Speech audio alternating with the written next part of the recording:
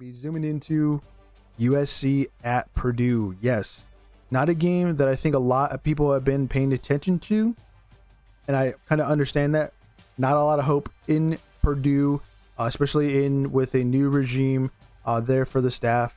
But I think it's very interesting because it's minus 21.5 points in favor of the Trojans. Now, the history between the two, not that it goes completely deep, but it goes back to 1966, where the Boilermakers beat the Trojans in the Rose Bowl. That was the only time Purdue has beaten USC. The last meeting between the two was in 1998. Obviously, USC won that, who leads the series between the two programs 3-1. Head coach Lincoln Riley comes into this game 2-0. Last week had a 59-20 win over Georgia Southern.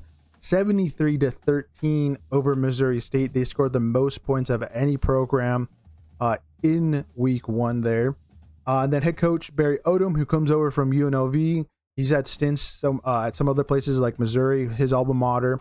He comes into this game 2-0 as well. Last week, kind of struggled against Southern Illinois, 34-17. I believe they were down early in that game, and it kind of took their offense a little bit of time to get things going and to kind of run away with that one there. Big game, kind of a big result that I saw, 31-0 against Ball State the week before. Looked like the defense was going to get things going, but obviously giving up the 17 points against an FCS opponent, not a good look there. The big question I got going in for this is, can the Boilermakers keep the Trojans offense off the field? That is big, big, big. I was going in and trying to look for some stats that would maybe favor Purdue. There is not a lot there, to be quite honest with you. But so far in the first two games, Purdue has had some sustaining drives. At the moment, they have 10 8+ drives in their first two games. Not too bad. That's a majority of them having the ball between their opponents. If they can have a lot of that, this game is going to be a lot closer than 21.5 points. I could tell you that. And again, having long sustaining drives, if they can answer that question and that be the answer, this game again is going to be close. Also, what I like about this offense is that they were adjusting their play style and their approach. They were heavy in the run last week against Southern Illinois. The week before, they passed the ball pretty well against Ball State. For USC and their run defense, I think is pretty interesting. They are 35th in the country in allowing 103.5 yards per game so far. If Purdue can almost double that or get close to doubling that, they again will have a good chance. And I gotta repeat this: long sustaining drives, 8+ plays per possession.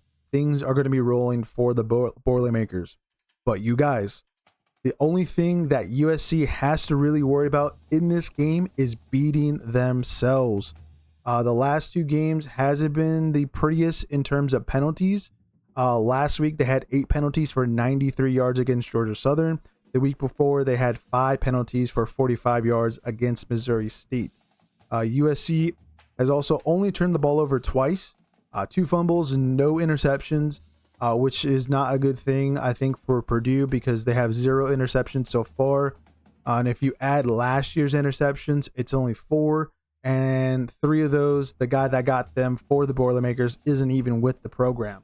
So that's kind of a big, big negative for the home team, and a big positive, I guess, that can counter USC beating themselves, because they definitely have enough talent to not only beat Purdue, but blow them away. That's why they're 21.5 point favorites at the moment.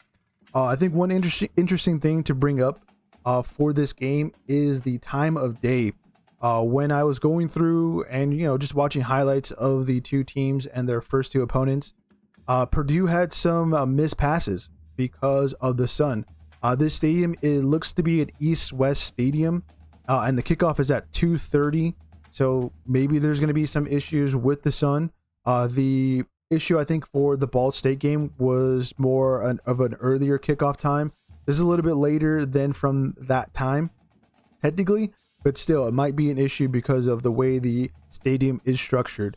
And passing early might not hit for either team. And then on top of that, USC is traveling across the country into a time zone they're not usually used to. So maybe this is where they start off a little bit slow.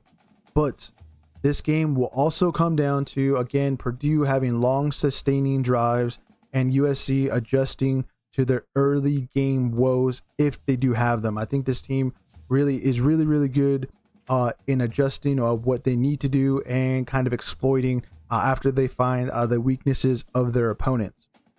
Injuries going into this, not too many, none that I don't think are going to be too impactful if they are missing. They're only for USC. Prince Strong, who comes in from Boise, a wide receiver. He's only gotten 1 reception so far. He's questionable with an undisclosed injury. And then Brian Jackson, he just loses depth out of the running back room, even though their 2 starters are still, going to be A-okay going into this game. You do lose some depth for some reason. If, one of those 2 guys goes down that's ahead of Brian Jackson on the depth chart, you're going to be going down the depth chart there. None for Purdue at the moment that I think are going to be key. They do have some guys out, but none, again, that are too important. So let's go still with my pick, which is kind of crazy. I'm going to go with Purdue. I know they're 20.5 point underdogs going into this game at home. But the big thing for me is that I think a lot of things are going to go wrong, and maybe everything goes wrong for USC. I'm going to pick Purdue by 3 points. A nice big field goal to win this game. One reason why USC hasn't won a non-West Coast away game in the Big Ten yet. So they have yet to prove that they can go across country and win games. So that's also why I'm not picking USC. And I know this is probably going to go wrong. But again, I'm still picking the home team. The impact player I think Purdue is going to have in this contest is their running back, Devin Maccabee. I think he's going to have a game. So far, he has 46 rushing attempts, 185 yards rushing, 4 yards per carry. That's not a bad average, to be quite honest with you.